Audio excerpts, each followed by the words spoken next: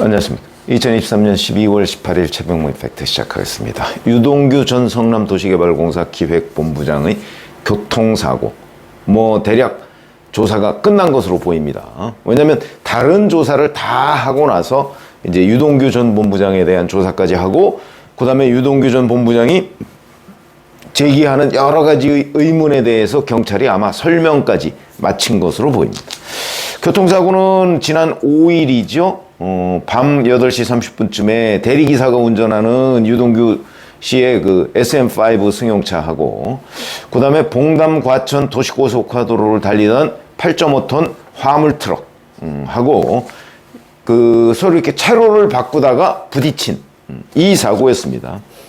유동규 씨 차는 3차로에서 2차로로, 그리고 트럭은 1차로에서 2차로로 이렇게 가면서 옆을 부딪혀서 유동규 씨 차량은 180도 회전해서 중앙분리대를 들이받았고, 근데 마침 1차로에서 달리던 차량이 없었기 때문에 2차 사고를 면한 거죠.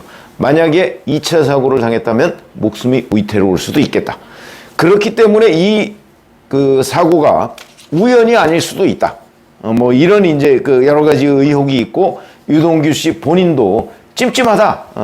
이런 얘기를 한 적이 있습니다. 이거는 이제 이 화물차의 블랙박스를 보면 화물차가 먼저 깜빡이를 켜고 1차로에서 2차로로 서서히 진입하는데, 승용차가 깜빡이는 좀 늦게 킨 걸로 보입니다. 좀 늦게 켜고 대신 승용차는 아무래도 이렇게 가볍죠, 이 이동이. 그러다 보니까 이게 2차로로는 먼저 들어갔고, 그러다 보니까 이 승용차의 뒷꽁무니를 화물차가 들이받으니까 승용차가 휙 돌아서 중앙분리대를 들이받는 이런 걸로 보입니다. 제가 한 차례 말씀을 드린 적이 있었죠. 자, 근데 이제 문제는 이 화물차 운전기사인데, 그럼 화물차 운전기사가 정말 그날 과천 봉담 도시고속화도로를 처음 가서 의도적으로 그 뒤를 부딪혀서 뭔가 사고를 일으킨 거냐, 이런 부분이 이제 대단히 중요한 거죠. 그러니까 경찰이 그 부분을 조사하고 있는 이유는 아시다시피 유동규 전 본부장이 이재명 대표의 대장동, 백현동 여러 의혹의 핵심 증인이기 때문에 사고 그러면 맨 처음 생각나는 사람이 바로 이재명 아니겠습니까? 그러다 보니까 이런 중요성, 그 다음에 본인도 찜찜하다. 혹시 누가 미행해서 이렇게 한 것 아니냐 하는 의혹을 제기하고 있으니까 전담반까지 구성을 해서 조사를 했다고 합니다. 그래서 지난 15일에 이제 입원 중인 유동규 전 본부장을 조사했다고 하는데, 유동규 전 본부장 말에 따르면 이렇습니다. 조사 결과 그리고 제기되는 의혹, 그걸 자기가 다 물어봤다는 거죠. 물어봤는데 의혹이 완전히 해소됐다. 그 기사분도 운이 나빴고, 기사라는 건 화물트럭 기사를 얘기하는 것으로 보입니다. 저도 운이 나빴다고 생각한다. 그냥 운으로 맡겼다. 이런 건데, 경찰이 조사한 거는 이런 거라고 합니다. 트럭의 운행 기록. 왜냐면 이 트럭이 그날만 거길 간 건지, 아니면 다른 때도 거길 자주 운행하는 것인지, 평소 비슷한 시각에 이 트럭은 어디를 운행하는 건지, 만약에 그날 그 시간만 그 자리에 있었다고 한다면 조사가 훨씬 더 필요하겠죠. 근데 이제 유동규 씨에 따르면 이런 게 있습니다. 화물차에는 타임랩스, 이게 이제 블랙박스 기능을 하는 모양인데, 타임랩스라는 게 있다고 합니다. 근데 이걸 통해서 경찰이 이제 평소하고 운행 주기, 운행 시간 이런 게 다른 건지 같은 건지 기록이 쭉 나와 있으니까 그걸 들여다봤는데, 이게 평상시에도 비슷한 시간에 거기를 운행하는 트럭이었다는 거죠.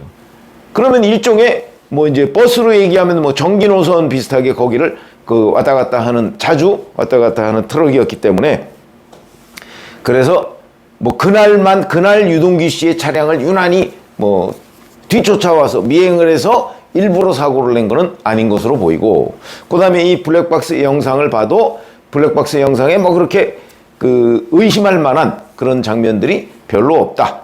그 다음에 화물차 운전기사, 그 다음에 또 유동규 씨 차량을 운전했던 대리기사, 이 사람까지도 다 조사를 해서 종합한 결과, 이건 의도적인 교통사고는 아닌 것으로 보인다. 이렇게 이제 그 경찰이 그 잠정적인 결론을 내렸고, 그런 부분에 관해서 유동규 전 본부장한테 이제 수사를 어떻게 진행했는지 하는 것을 쭉 설명을 하고, 유동규 전 본부장이 그 부분에 관해서 이해를 했다.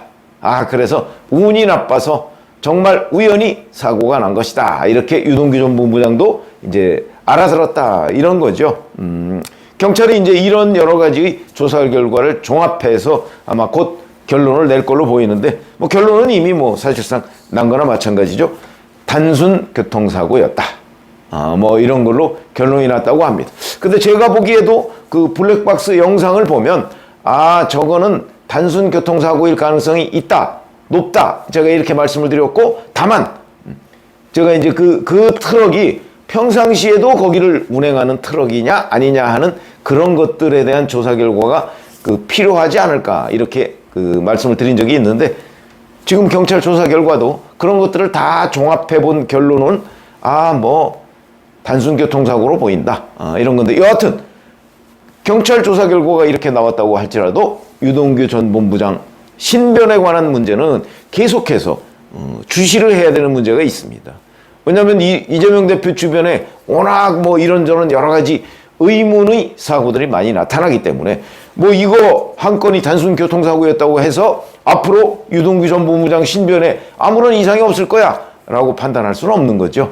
그런 점에서 본다면 유동규 씨 본인 물론 조심해야 될 것이고, 경찰도 유동규 씨와 관련해서 뭐 가능하면 예의주시하는 쪽으로, 왜냐하면 그건 유동규 씨 이 중요 증인을 보호한다는 차원에서 아마 이번 주부터 또 재판이 재개될 것으로 보이는데, 여전히 좀 신경을 많이 써야 될 대목이다, 이렇게 생각을 하고요.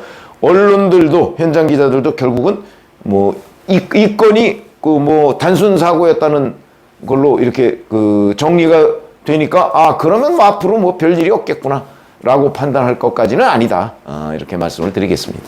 고맙습니다.